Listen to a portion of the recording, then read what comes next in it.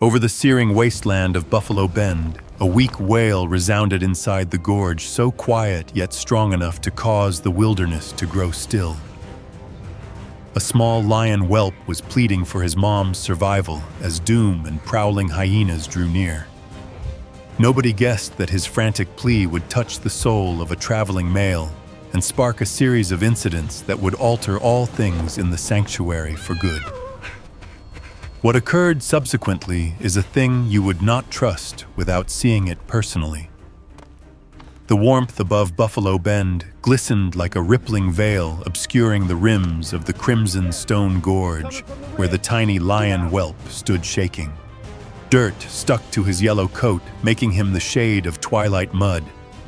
His moniker was Theo, although no person had ever uttered it out loud. He pushed his tiny frame against the huge figure of his mom, Mara, who rested trapped under a block of collapsed stone. Her side hardly lifted. Her gasps were weak, uneven strings set to break with the smallest tug of destiny. Theo poked her face with his snout, then scratched at the boulder once more. The stone failed to shift, not a bit.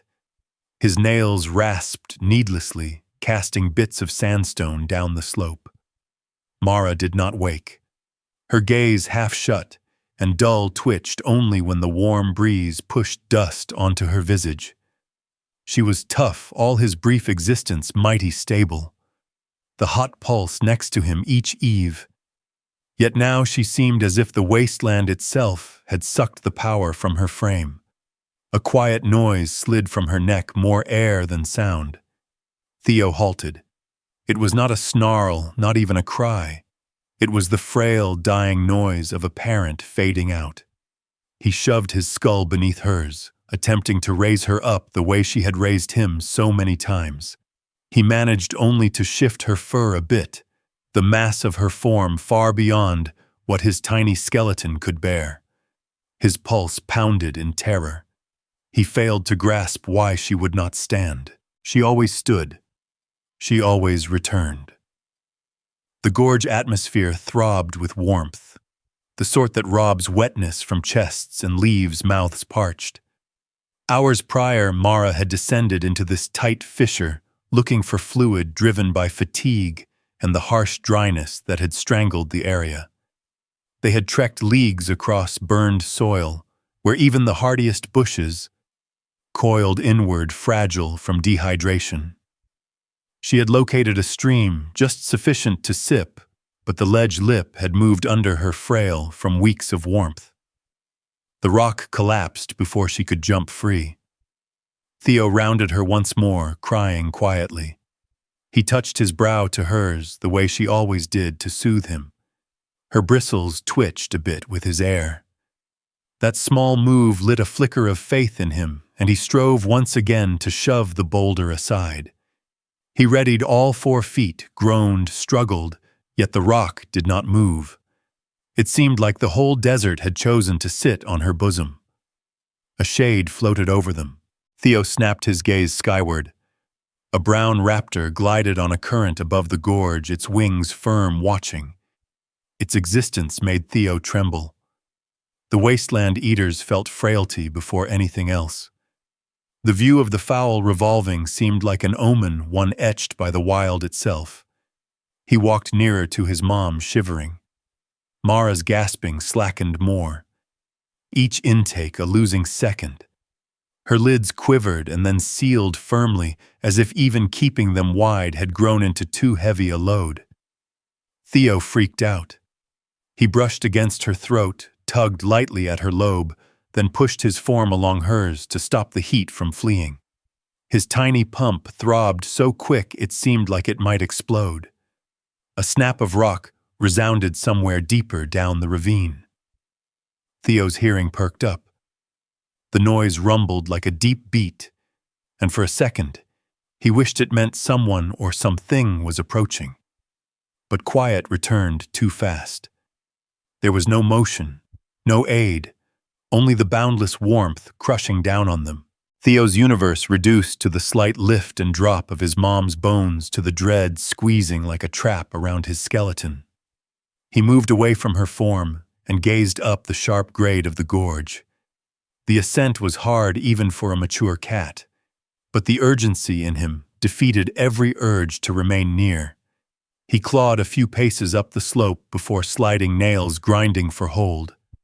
Dirt filled his snout, but he strove again, scaling taller, sliding less this time.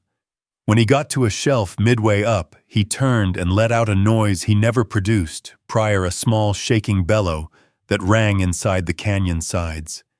It was not a signal to frighten off threats. It was not a wail of rage. It was a beg. A raw, soul-deep request for aid. The little bellow cracked in the center, and then he strove again, louder. The audio traveled o'er the vacant ravine ground, where no stream flowed, where even the breeze had gone quiet. He shouted again and again, each time relying some hidden spirit might hear him. His tone climbed into the glowing heat, shaking with dread and faith. The raptor above shifted its beak, hearkening. Way past the gorge hidden to Theo, two human shapes stopped on their guard path. Members of the Nature Protection Squad observing the zone's declining dry state. But Theo did not know that. He only knew his mom's gasps were vanishing, and he had no other method to rescue her. When he finally slipped back down the grade, heaving, and Sandy Mara's breath caught, as if she were battling to remain. Theo pushed against her once more, observing her chest lift so slightly he had to tally to be certain they hadn't ceased. He folded beside her, crying quietly. The star blazed above. The gorge sides seemed too high, the earth too vast, and the peril too close. Theo had no clue if his screams had touched anyone, but he had yelled out with everything he possessed. And occasionally, in a spot as severe as Buffalo Bend, a frantic call is sufficient to alter all things. Daybreak moved sluggishly above Buffalo Bend, spreading dim amber illumination throughout the ravine where Theo rested coiled beside his mom. The darkness had been extended, frigid and vicious. A wasteland coldness had landed upon the shattered stones, sliding into Theo's slender fur, and causing him to quake despite pushing himself firmly onto Mara's frame. She remained still. Her respiration, which had flickered like a fragile string the evening prior, now lifted and dropped even more softly, as though every gasp had to battle across barriers of agony and fatigue. Hours prior, before the collapse, before the boulder smashed her power, Mara had been a female lion shaped by nature. The dryness had driven her distance from their known stalking lands, compelling her to trek league after grueling league. The terrain had formerly been bountiful, spotted with fluid pockets and chilly cover. But weeks of ceaseless warmth had rendered everything arid and merciless. Even the sturdy bushes had wound inward, the soil splitting wide like ancient clay under a burner. Their lengthy trek started after the final fluid pit evaporated, leaving nil but fractured dirt and the slight odor of earth. Mara had urged Theo onward, inspiring him to remain near.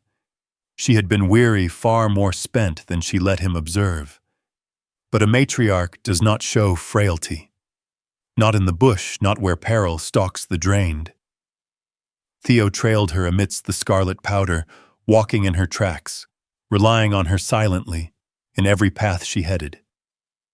By noon, the day prior, Mara had begun tripping. She'd stopped frequently, her inhalations weak, her vision fading. Theo had leaned on her flank, then too feeling something was incorrect. He'd observed her sweep the skyline with rising haste, looking for moisture shelter, anything. When she eventually saw a tight fissure in the gorge face that sparkled with wetness, she had guided them down without pause. That small glint of wetness had been the vow of life, but the vow had cheated her. Now as the star rose once more, Theo raised his skull and gazed at the ravine cliff they had traversed. The grade was sharp, unstable with grit and rock. Even from beneath, he could view deep impressions, proof of how tough his mom had fought to lead him securely down. He touched Mara again, wishing perhaps sunlight would rouse her, yet she didn't answer. Only a slender breath left her bosom, trailed by a quiet that made fear dig its root through Theo's belly. The gorge lightened, exposing more than just burning daylight. A few paces off, prints marked the grit new ones formed during the dark. Theo smelled carefully. The aroma was biting and acidic. Hyena. Many of them had rounded the ravine entrance, walking along the rim. Their marks narrated the tale plainly. They had drawn near, stopped, hearkened. The strain their attendants left behind was heavy and clear. Something had prevented them from scaling down, but the danger hung like a shade. Theo's hearing twitched at every noise, a stone rolling, a wind sweeping against arid weeds, the far-off cry of a carrion fowl. The ravine felt awake in a perilous way, as if every beast close by was staying. For the second, Mara ceased respiring. Theo shoved himself into her, once more resolved to maintain her heat. He could sense her bones more plainly now. Her once mighty shape had wasted during their lengthy hunt for sustenance and fluid. Starvation, fatigue, and the smashing mass of the stone had sucked the spirit out of her. But he remained. He remained because he didn't know anything else. She was his parent. She was his whole universe. Theo rose leisurely, his limbs trembling under him. He glanced up the gorge once more, recalling how he had scaled to yell for aid the night prior. Should he attempt again? Should he quit her flank? His urges battled inside him. One compelled him to stay near to guard her. The other murmured that succor would never arrive if he didn't strive. He took a cautious pace toward the slope when an abrupt freezing audio rang through the ravine. A cackle, not the gentle human sort, the keen ascending giggle of something that stalked frailty. The hyenas had come back. Theo halted. Powder floated down from the gorge lip as one scavenger looked over the brink. Its patchy coat and starving gaze shone in the early glow. It stood totally motionless, observing him. More shapes emerged behind it. 3, perhaps 4. Their existence squeezed the atmosphere. Each one smelled downward, walking, gradually trying the grade. Theo shifted defensively ahead of Mara, placing his feet in the grit. His shanks quaked, yet he dipped his crown, mimicking the posture his mom utilized when she alerted killers away. He released a tiny snarl, slender, shrill, hardly more than a murmur, but it was all he possessed. The beast didn't withdraw. It only cocked its skull, examining him, figuring. The dryness had wasted everything in Buffalo Bend. Victims were rare. Hopelessness was everywhere. And here, trapped beneath the ravine edge, lay a fading lioness and her powerless kid. An effortless feast if peril outweighed care. Theo's little rumble vanished. He steeled himself for the worst. But then a fresh noise moved across the gorge, ground dim, steady, unforeseen. A far-off beating, constant and regular like treads on firm soil. The scavengers turned their skulls toward the audio. Theo's hearing lifted, too unsure if this signified faith or added threat. The tone grew sharper, bouncing off the ravine faces. Something or someone was nearing. Theo felt his pump throb. He didn't know if the shape heading toward them meant rescue or a new type of peril. But whatever it was getting nearer. And for the primary time since his mom collapsed, the gorge changed not with breeze or fowls or hunters, but with the chance of shift. Whatever occurred subsequently, Theo was no longer solitary in the quiet expanse. Daybreak at Buffalo Bend ought to have yielded comfort, yet within the tight gorge, the sun merely intensified the dread that had been rising since dusk. Theo remained stiff next to Mara, his small form throwing nearly no shade compared to the boulder that trapped her. Her gasps were thin and erratic, every single one resembling the wasteland breeze blowing across fractured rock. She did not separate her lids now, not even when Theo poked her once more, frantic for action, for any hint she was still battling. However, peril was waking before Mara could. The quiet tapping of nails on stone resounded from overhead. Theo's hearing snapped. He took a wary pace ahead, sweeping the ravine lip. The noise arrived again, nearer this time, sluggish and planned. When he gazed up, he spotted the identical scavenger from the prior evening, staring down its dotted fur, standing up in the glowing light. It loitered at the brink, gazing at him with keen amber vision. Theo retreated toward his mom, fixing himself betwixt her and the grade. His frame was quivering so clearly, the dirt beneath him shook. Yet he did not look away. The beast cocked its skull, nearly entertained by the whelp's bravery. Then another pair of ears lifted behind it, trailed by two others, 4 hyenas in all. Starving calm, pulled by the smell of weakness. The ravine had turned into an antechamber for doom. One of the eaters gave a brief spooky cackle, a tone that tumbled down the sides like a teasing murmur. Theo gulped heavily, sinking his shape the way Mara had instructed him when he needed to appear dangerous. But there was nil dangerous about him now. He was petite, frail, coated in soil, and shaking with terror. Nevertheless, he remained ahead of Mara. The primary hyena finally walked onto the incline, trying the shifting dust. It went down a few feet, talons burrowing into the dirt as it sneaked deeper. Behind it, 2 others pursued, winding slowly side to side the manner their sort did when getting ready to attack. The 4th remained at the ledge, observing for any disturbances. The group aim was clear. Theo released a dim snarl more resembling a fractured vibrate than a signal, yet it was sufficient to make the head beast stop. Not out of panic, but interest. This kit wasn't fleeing. That solely made him worthy of inspecting. Hyenas were exploiters. They didn't battle for fun. They battled for edge. And Theo Solo, with a fading mom, provided much. The stop endured only a second. Then the animal restarted its climb down. Theo's ticker sped. He shifted back until his rear limbs brushed Mara's fur. The noise of her soft inhaling calmed him, if only a bit. He pushed closer, resolved not to permit anything to touch her. Even if he couldn't halt them, he would compel them to go through him first.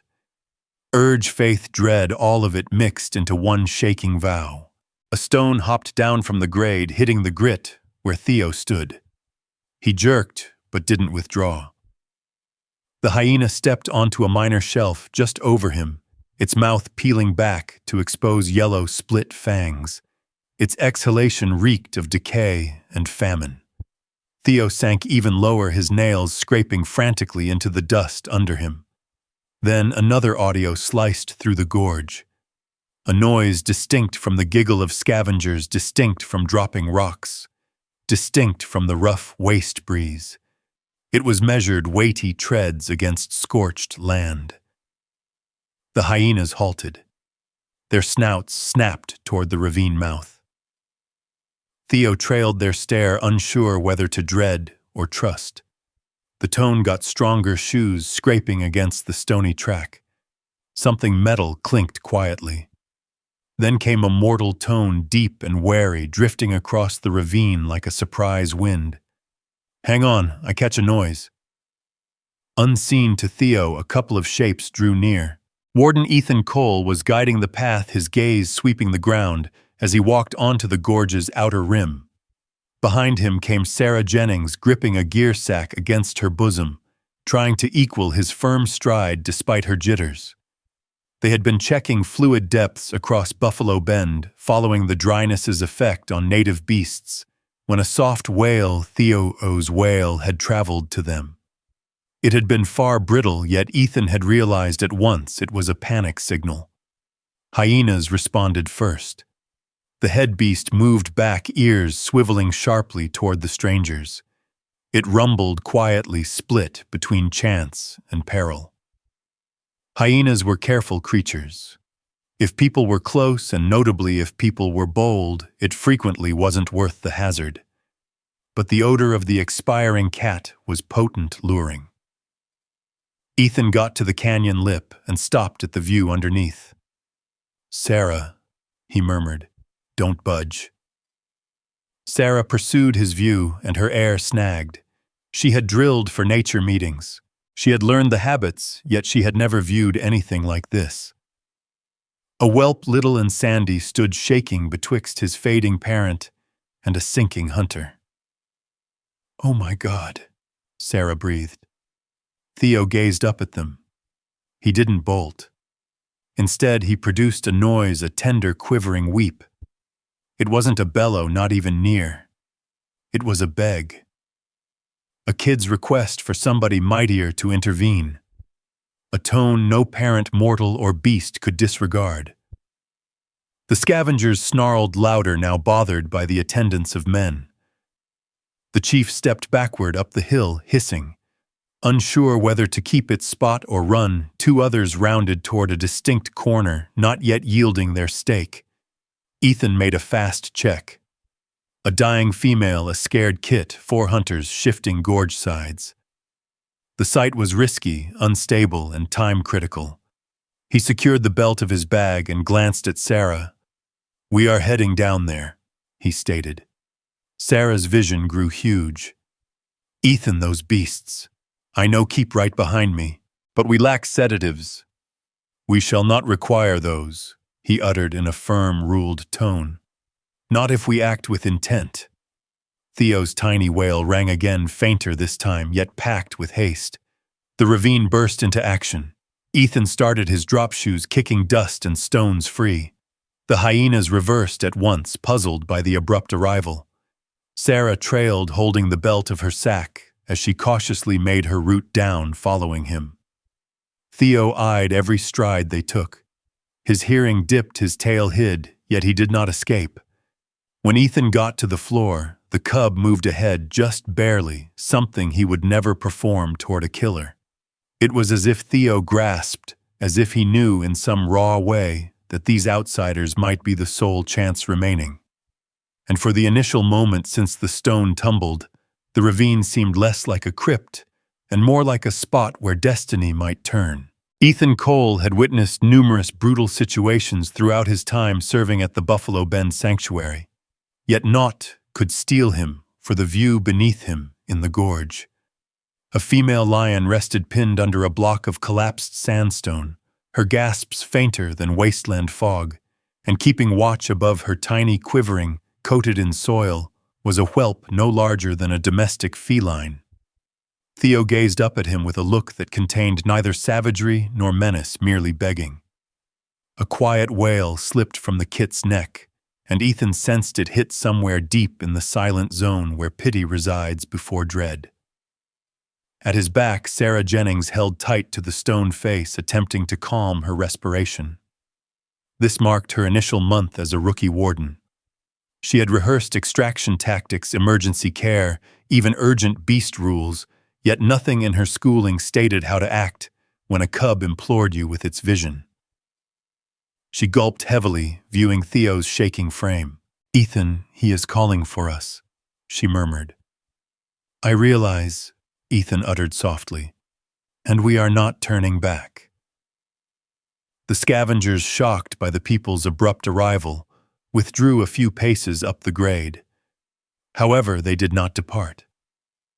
Their glares burned with a hunter's endurance. Starvation rendered them obstinate, and the dryness had honed their urges. The alpha walked along a ledge, hunting for a corner to regain its edge. Sarah observed it revolving and squeezed her hold on the beacon hid in her pouch. She trusted she would not require utilizing it yet. Faith was not a thing the waste honored. Ethan stooped gradually, holding his palms plain to Theo. He acted with a peaceful sureness that only seasons in the bush could instruct. Every gesture was firm planned, never hurried. "Gently, tiny one," he whispered. "We are present now." Theo walked towards him.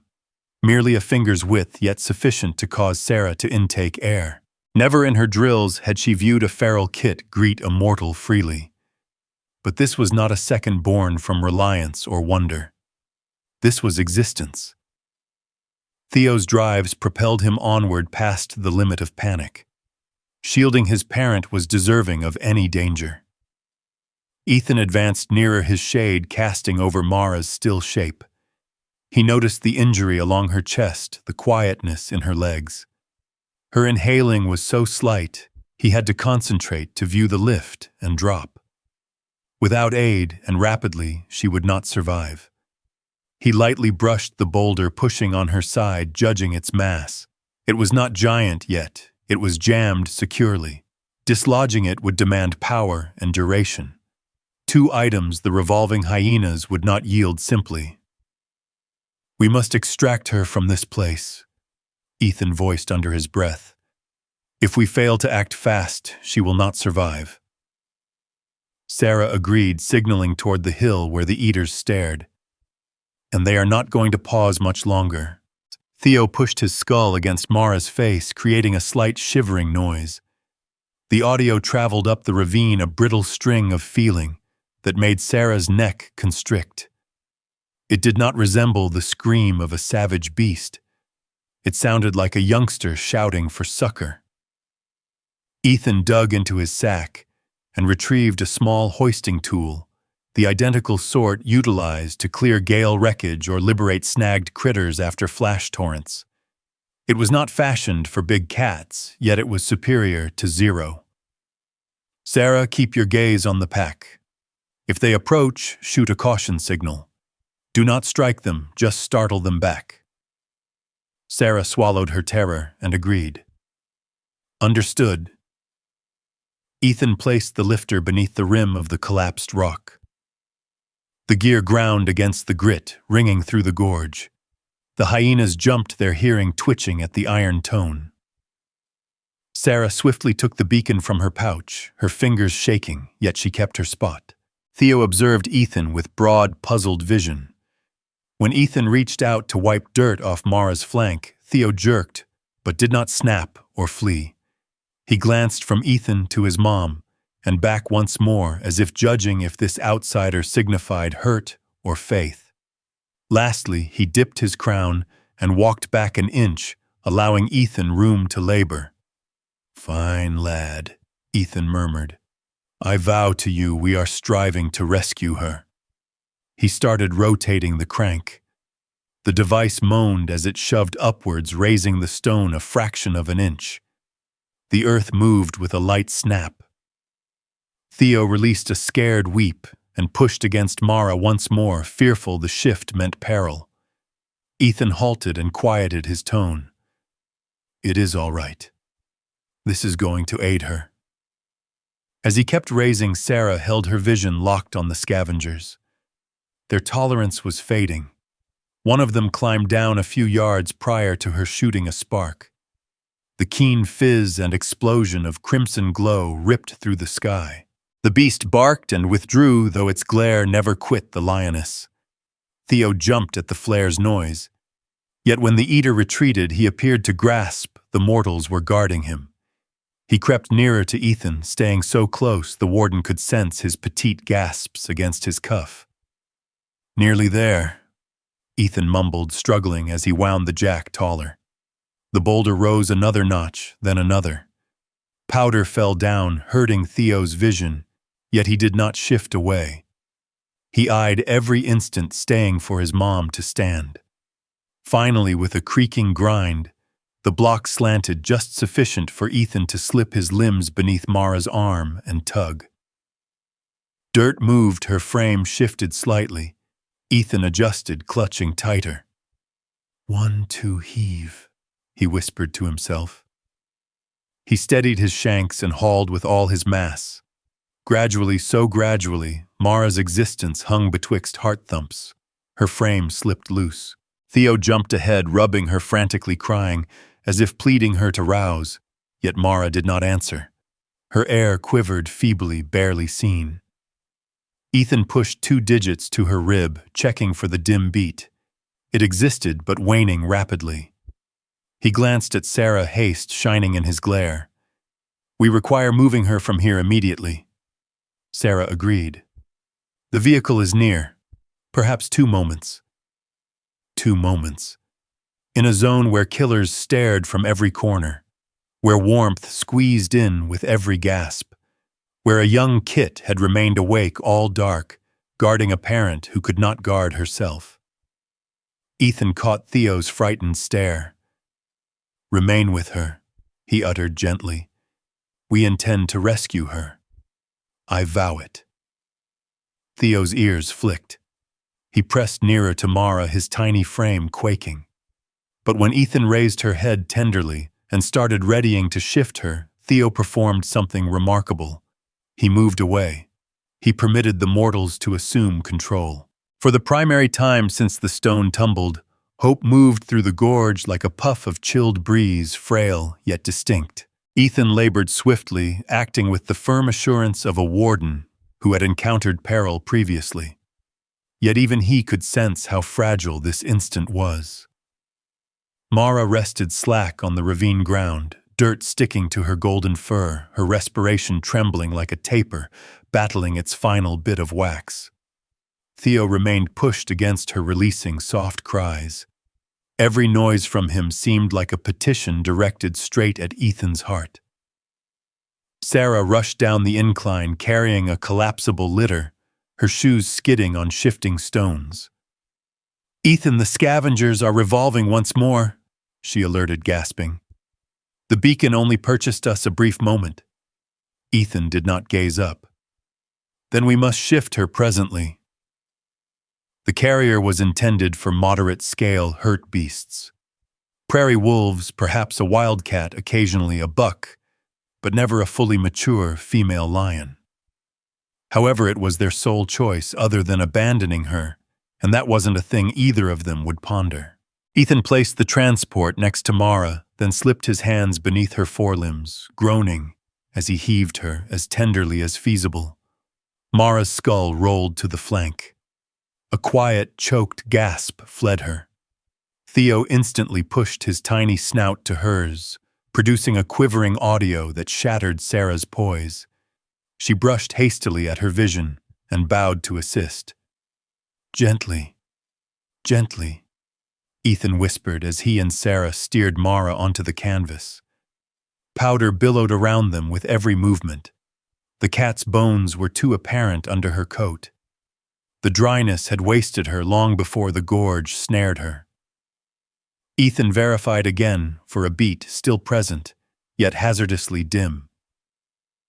"Ethan," Sarah murmured, tone vibrating. Is she even mighty enough to travel?"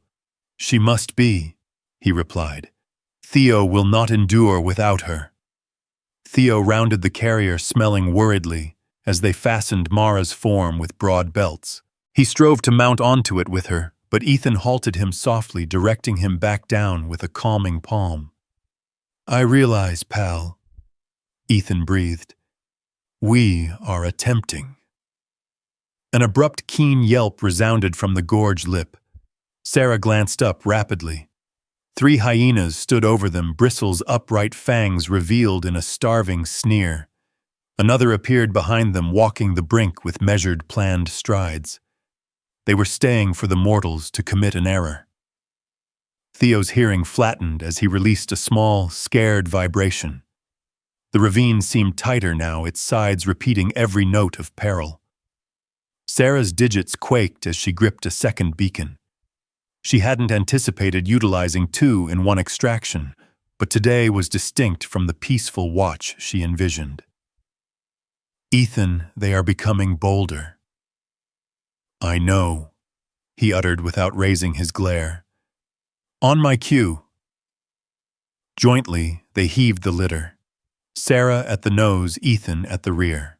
The mass of the lioness pushed heavily through the fabric and steel. It required every bit of stability to maintain their stance on the rugged ravine bed. Theo trailed near, keeping beneath Ethan's limbs, at times too petrified to tread far from his mom. When they got to the grade, the true trial commenced. The rise was dangerous, unstable soil gliding with each pace. Ethan drove his shoes deep into the earth for grip. Sarah leaned rearward to offset the load. The carrier shook. Grit tumbled down around them. At the edge, a scavenger took a few sluggish paces ahead. "Sarah Beacon!" Ethan shouted. She tore the lid off and hit it firmly against the starter. The flare erupted to life with a snapping fire of crimson and pearl. For a brief second, the beasts recoiled, yet not as far back as prior. Famine made them daring. Theo pushed himself against Ethan's shank. His petite frame shook, unsure if the glowing light signified rescue or another danger. Ethan reached down and swept his crown with his digits, a fast, calming sign. "Hold on, lad." The ascent consumed everything they possessed. Dirt filled the atmosphere, causing them to hack. Their shanks ached. The carrier belts pulled tight. And all the while the hyenas walked above them like revolving carrion birds staying for a skid, a trip any opportunity to take back their bounty. Midway up the grade, the soil moved fiercely beneath Ethan's shoe. A lump of sandstone broke free and rolled downward. Ethan stumbled, nearly losing his clutch on the litter. Sarah inhaled sharply, securing her grip, as the whole transport slanted perilously. Theo cried out. The hyenas perked up, feeling a chance. "Steady, steady," Ethan hissed, burying his loose palm into the dust. The carrier shook again before resting. Powder burst around them, but they remained standing. "That was too near," Sarah whispered, voice shaking. "And it won't be the final one," Ethan replied sternly. They shoved higher, inch by inch. The star pounded down on their spines, the gorge atmosphere thick with warmth and hopelessness. Theo walked beside them, never wandering more than a pace from Mara. His resolve stunned Sarah. It recalled to her tales she'd matured hearing regarding absolute fidelity, regarding bravery that didn't demand size or power. Eventually, the incline flattened. They attained the summit. The scavengers dispersed a brief span away, hissing, but reluctant to face the fresh odds. Sarah ignited a third spark, bearing it tall, as she walked backward to keep them at a distance. Ethan took a heavy breath. "Let's go." They bore the litter toward the guard vehicle stationed just past a group of bush trees. Its metal body gleamed in the light, a pleasant view after the ravine's severe shades. The rear bay was already set for urgent transit. Air tank shock sheets, a fleeting pen. Theo trailed, heaving, slightly glancing back every few strides to guarantee no hunters drew near. As they got to the van, Ethan dipped the carrier cautiously. He unlatched the back door and stopped for a second, gazing at Mara. Something massive pushed into his bosom, a feeling of duty deeper than obligation steering him. "We are not forfeiting her," he stated gently. "Not after all things this small fellow performed." Sarah agreed. "Then we motor swiftly." They raised the litter one last time and glided Mara into the rear. Her form hardly shifted save for the slightest flicker of air. Theo strove to climb in, following her, but Ethan caught him tenderly. "Calmly now. You shall travel right beside her." He lifted Theo, not wholly, but sufficient to lead him securely into the bay next to Mara's pen. The kit coiled at once against the rods closest to her, pushing his face near, as if attempting to borrow heat from her quietness. Ethan shut the door. The motor fired, and for the primary time since the stone tumbled, Theo wasn't snared in the gorge anymore. He was on his route elsewhere. Elsewhere with aid, with folks who minded with a brittle faith that hadn't lived just an hour prior. The path to the Silver Mesa Wildlife Clinic awaited, and with it the slender vow of existence. The journey to Silver Mesa Wildlife Center crossed leagues of scorched wilderness, the vehicle jolting over corrugated earth as Ethan drove the motor harder than he usually would. The heat glistened in ripples above the bonnet, and every hole sent a shudder through the litter fastened in the rear. Mara rested inert, her respiration too slight to credit. Theo remained squeezed against the rods of the travel cage next to her, observing every lift and drop of her bosom. as if tallying each one kept her existing. Sarah continued looking betwixt the track ahead and the cat behind them. "It is decelerating again," she stated, tone tense with concern. Ethan did not reply instantly. He detected it too. The dim wheeze fracturing, falling between seconds. He clutched the rim tighter. "We are near. Just hang on." Theo cried quietly, walking the span of his box, sweeping his snout through the openings toward Mara. He could not feel her, yet he pushed his visage close enough that his bristles touched her coat. His ribs shook with every little weep. Sarah shifted in her chair, viewing him with a gravity she didn't possess during drill tasks or school talks. There was something achingly mortal in the manner the whelp stayed for each note from his mom. The facility emerged on the skyline, a squat mud brick structure, hid amidst timber, its top shining under the brutal Arizona star. Ethan did not ease the van until he was virtually in the docking zone.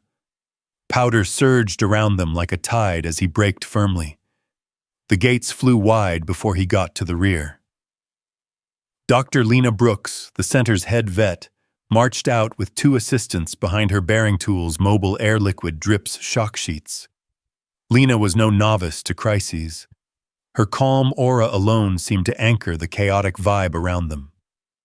"What is the status?" she queried briskly. "Mature female," Ethan answered as he unlatched the door, trapped beneath a boulder for hours. "Extreme thirst, likely chest cracks. Kit stayed with her all dark." Lena agreed after only a second's view at Mara. "Let's go, we are wasting moments." The carrier came out swiftly, but cautiously steered by firm palms.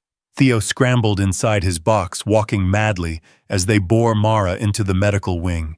His wails rang down the corridor, slender, frantic noises that caused even the veteran nature staff to avert their gaze. Inside the procedure bay, artificial lamps buzzed softly. Devices chirped and screens blinked. Lena labored rapidly, sliding a listening tool under Mara's chest. "Her pulse is barely present," she mumbled. "Begin liquids. Ready the air. Let's get scans now. We must know what we are facing." Sarah remained at the entry, fingers shaking, viewing the sordid turmoil unfold. She had viewed graphs and plans in drills, airway lungs flow. But viewing a lioness battling for her existence brought those teachings into painfully acute focus. She brushed dampness from her brow and gulped heavily. Theo led out of the box by an aide yanked loose and rushed to the clear divider parting the 2 spaces. He pushed both feet against it, gazing at his parent. His image quivered against the pain. Every time Mara's gasp caught, he released a tiny weep. Ethan stood near him, the kit practically leaning against his shank. "Calmly, small one," he whispered. "She is in the finest spot she can be." His tone fractured slightly as he spoke, though he masked it well. Seasons of managing disasters couldn't guard him from the raw feeling of viewing a beast strive for life. Inside the medical space, Lena checked the initial scan as it formed on the screen. "Soft flesh injury," she remarked. "Some bloating near the breathers, but no total failure. Dryness is critical. She is in trauma." She tuned the air settings, her actions resolved. If she does not react in the coming hour, we may have to ponder stronger measures. The terms hung in the atmosphere long after she uttered them. Theo seemed to feel the strain. He slipped down into a squat, resting his skull against the base of the window, his tail coiled firmly around himself. The space felt too vast for such a tiny frame to contain so much dread. Sarah bent beside him. "He remained with her all night," she murmured. "He didn't quit her flank for a second." She sniffed quietly. "I have witnessed beasts show faith before, but not like this." Ethan agreed. "That is why we are striving so firmly." Moments stretched like ages, Screens chirped unevenly. Fluids fell steadily into Mara's vessel. Her ribs fought to raise once, then twice, each motion hardly seen. Theo raised his crown every time, his little form rigid, as if attempting to keep her respiring through pure intent. Outside the bay, Ethan walked away to request urgent approval for prolonged aid money, something the sanctuary seldom required, but couldn't deny now. Documents around nature rescue weren't fancy, yet he managed it fast, stacking in facts about safety, effect, vital reaction, and even wider ecological prices. For a second, he pondered how odd it was that terms like coverage demands, wildlife safety, cash, and nature rules could count so much when a soul hung in the balance. When he came back, Mara's screen released a sharp warning. Theo leapt, nails scratching against the pane. Mara's pulse had dipped steeply. "Lena!" Ethan shouted. "I view it," she replied briskly. "Boost air. Drive liquids." She bent over the cat, her tone deep but pressed. "Come on, girl, don't yield now." Theo's wails got stronger, more wild. He scratched at the window, then pushed his face to it, observing Lena labor over his mom with firm accuracy. His petite frame shivered with each chirp of the shaky device. The room felt stalled, hung betwixt faith and ruin. Then a slight lift in the pulse graph. Another. Lena sighed. "She is reacting." Theo fell silent, watching the emerald trace on the display steady itself. It wasn't robust. It wasn't secure. But it was motion. Existence holding to its final string, yet denying to snap. Ethan placed a palm on the kit's spine. "She is still battling," he whispered. "Just like you performed." Theo leaned into the contact, hunting the comfort he didn't know how to request. The space softened around him. The terror eased, swapped by brittle hope. The war wasn't finished. Far from it. But for the primary time since the stone tumbled, Mara had taken a pace back toward existence. And in that tiny, shaking heartbeat, the whole clinic respired again. For an extended period, the chamber at Silver Mesa Wildlife Center stayed locked in a delicate, restless silence. The screens chirped in uneven beats. The low drone of the air device pushed steadily into the atmosphere, and every set of vision, mortal and beast alike, remained glued to Mara, as if commanding her to remain linked to existence. Theo did not budge from his spot by the pane. His tiny feet were still propped against the partition, his shaking exhalations misting a small ring on the surface. He had wept himself, yet now he merely observed, mute, imploring for a thing to shift. Then finally it occurred. Mara's bosom lifted taller than prior. Not a theatrical rise, not an abrupt waking, yet sufficient to cause the pulse tracker to correct in a tender upward arc. Sarah, who had been retaining her air for many moments without noting it, clutched Ethan's limb. "She is steadying once more," she murmured. Theo raised his crown, feeling the shift, before he viewed it. His hearing lifted, and he pushed so firmly against the window that his bristles smashed flat. When Mara released a slightly richer gasp, he emitted a minute noise, part doubt, part faith. The kit's gaze grew huge, shining in the clean glow. Inside the procedure bay, Lena continued laboring, her focus steady. She inspected Mara's eyes, tuned the air hose, and felt softly along her bones. "She is still on the brink," Lena mumbled. "But she is reacting. That is more than I looked for this soon." Theo grasped nil of the clinical terms, yet he gathered Lena's pitch. He released a dim, ascending tweet like a query.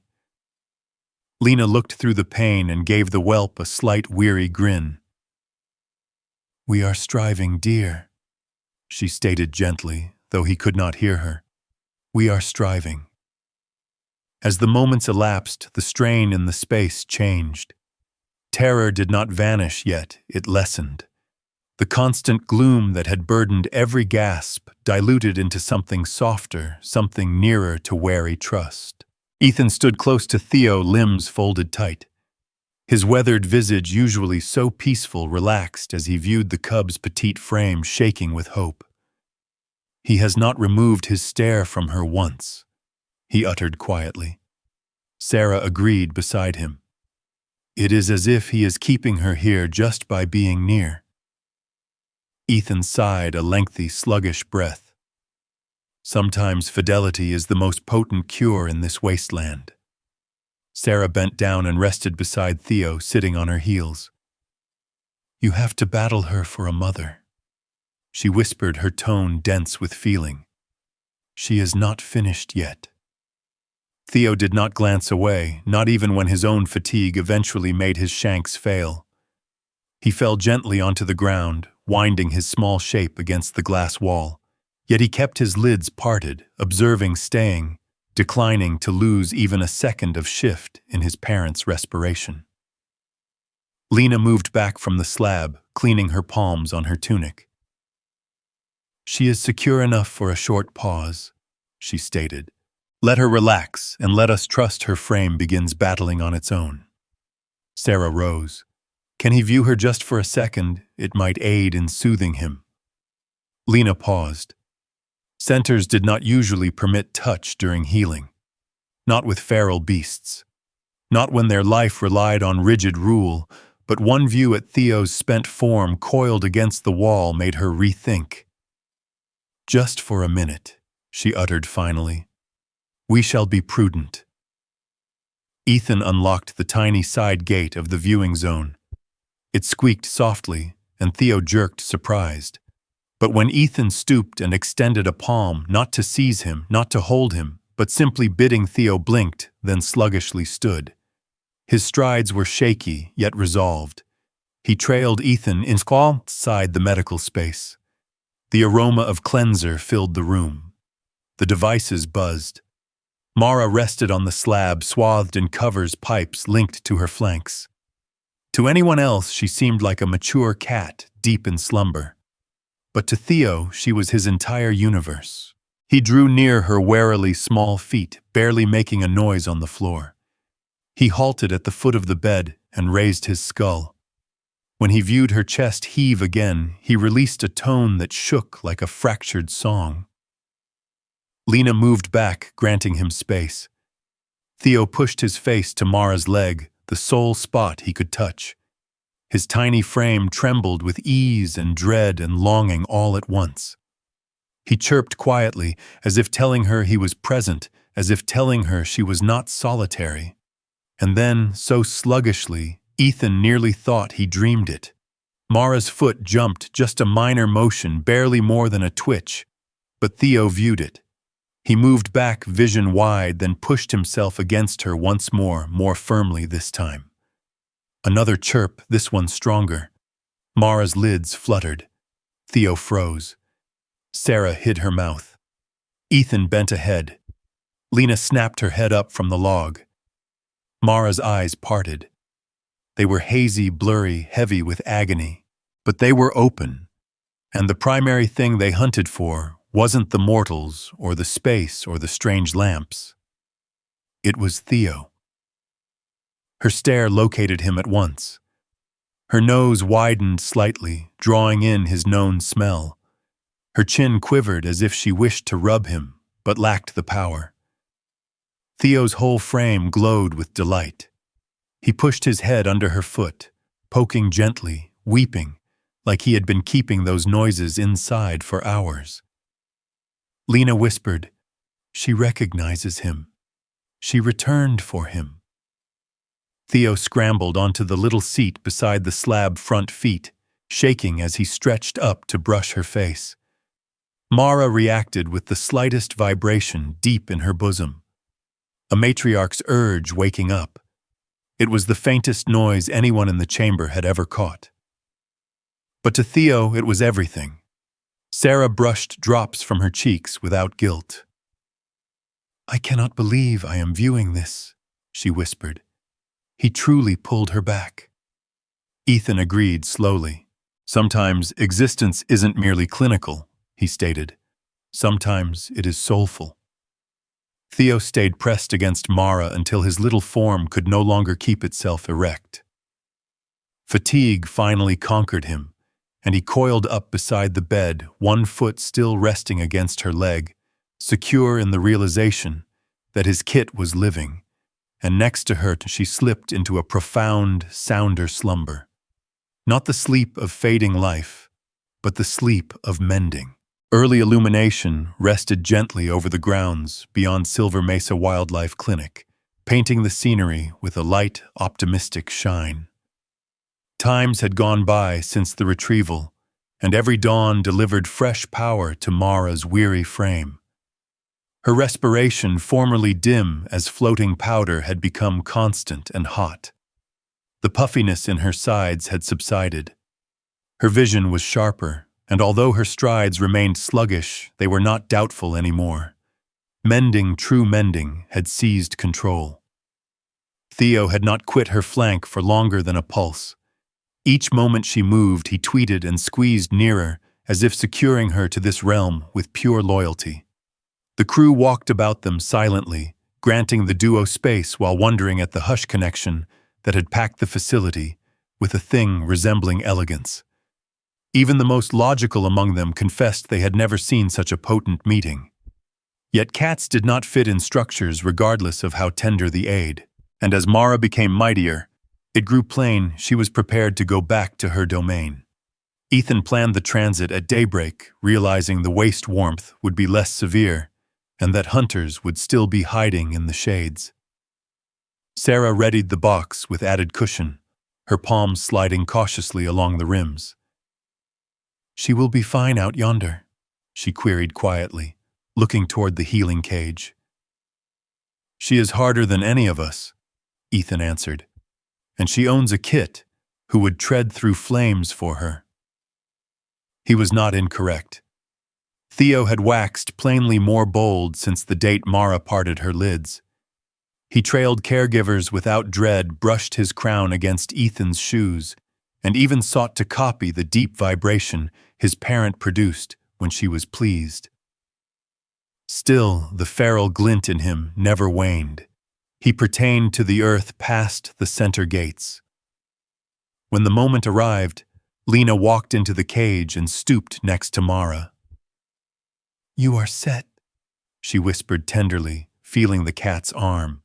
"Let us take you back." Mara appeared to grasp the situation. She stood gradually stable, yet weary, and urged Theo onward. The boarding went easier than looked for. Theo walked into the travel box without pausing, and Mara pursued, placing herself in the soft, cushioned nook while her kit folded under her jaw. Ethan locked the box cautiously, his actions sluggish and reverent. He sensed a load in his bosom, not grief, not precisely, but the mixed pang that arrives with closures and starts touching one another. The van traveled out onto the sandy path heading toward Buffalo Bend. The heavens spread broad, as huge as the vow of the realm Mara and Theo would shortly rejoin. Sarah viewed the skyline as they motored her digits, drumming anxiously on her leg. "I shall long for them," she uttered softly. "Myself as well," Ethan answered. But they were not intended to remain in pens, even fine ones. They got to the liberation point near the split in the gorge, the harmless side distant from the section where Mara had tumbled. The soil glistened with lit scrub, and the crimson bluffs threw lengthy shades. It seemed tranquil in a fashion the bush seldom was. Ethan killed the motor. Powder landed like a drape around them. When the box gate parted, Theo was the primary one to stir. He walked out warily, blinking at the glow. The warmth was known nearly inviting. He marched ahead, revolved and tweeted, a signal bidding his mom to meet him. Mara came out gradually, trying the earth with firm feet. Her sides still throbbed, yet power moved through her legs once more. Sarah observed, palm pushed over her ticker. "View them," she murmured. Theo walked a few paces forward, then halted and looked back at Mara, signaling once more. She pursued, rubbing him gently, as they started to tread toward the vast ground. But at the rim of the glade, Mara paused. She shifted her crown. Her amber vision landed on Ethan. It was not a scared glare, nor the spent view feral hunters usually offer mortals. It was peaceful, profound, packed with a thing that didn't pertain to urge a thing that seemed nearer to thanks. Ethan halted, hit by the mass of her stare. There were instants in the bush that went beyond speech, that spanned the gap betwixt kinds without requiring a lone term. This was one of them. A parent knowing the male who had raised the boulder that was gradually slaying her, who had borne her up the ravine, who had battled the eaters and the waste and the time to carry her back to her kit. She kept the view firm, hushed, enduring long enough for even Sarah to grasp what it signified. Then Theo produced a tiny, eager tweet, and Mara shifted back toward him. She poked him fondly and jointly. They walked into the tall weeds, their shapes changing into the hot ripple of the plain-like span. Just prior to the thicket hiding them, Theo performed something unforeseen. He looked back, not with dread, not with doubt, but with a tender, nearly quizzical signal. A farewell formed in the tone of a whelp who had gathered that not all standing beings were perils. Sarah hid her lips with her palm, battling the abrupt surge of feeling lifting in her bosom. He returned to view, she murmured.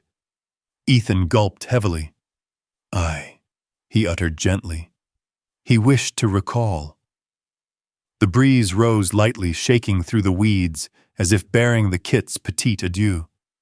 Then Mara and Theo faded into the waste, taken once more by the terrain that had molded them.